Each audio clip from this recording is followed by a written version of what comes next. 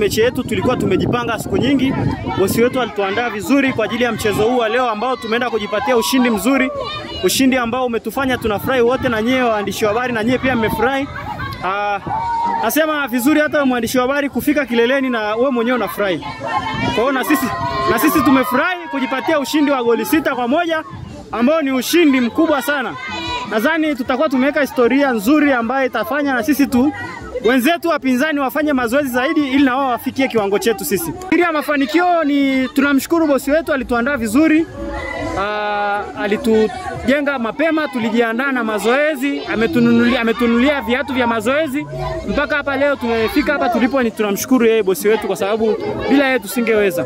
Anasema labda ni katika mpira unatokea vitu kama hivyo, lakini tutajijenga zaidi, tutaangalia tulipokosea ni wapi, maana tulikuwa tuna uwezo wa kushinda hata goli 10, lakini kuna makosa madogo madogo kwa mchezaji mmoja mmoja ambao tutaenda kuyajenga. Tutakapokutana mara ya pili tutakuwa tumejenga vizuri zaidi. Pinzani mimi nadhani wakajijenge, wakaangalie kwanza kabla ya kuomba mechi na ADN, waangalie kwanza timu ndogo ndogo, alafu ndo waje wakutane na ADN kwa sababu ADN ni timu kubwa na ni kitu kikubwa katika mkoa wetu wa Arusha. Mashabiki wetu tunawashukuru sana kwa kutushangilia vyema, kutupa support na nguvu ya kuweza munkari ya kuweza kupambana uwanjani.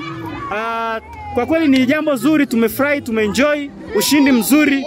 Hata wewe mwandishi wa habari nadhani unafurahi kwa sababu ADN mpata ushindi mkubwa zaidi. Na kama unavyofahamu ADN ni kitu yani ile ni huduma kwa jamii. Kwa hiyo yani kwamba jamii tumeifanya yenyewe ijisikie kwamba ADN ni kitu gani. Tumewapa huduma na jamii ambao wenzetu Kitoteki tumewapa na wao huduma ya kijamii.